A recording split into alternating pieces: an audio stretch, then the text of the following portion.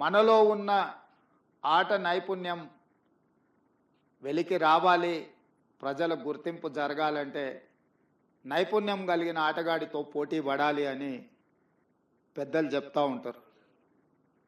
ఈరోజు పక్క రాష్ట్రంలో నారా చంద్రబాబు నాయుడు గారు ముఖ్యమంత్రిగా బాధ్యత చేపట్టిన తర్వాత అభివృద్ధిలో, సంక్షేమంలో వారితో పోటీ పడి ఈ రాష్ట్రాన్ని ముందుకు నడిపించే అవకాశం నాకు వచ్చింది.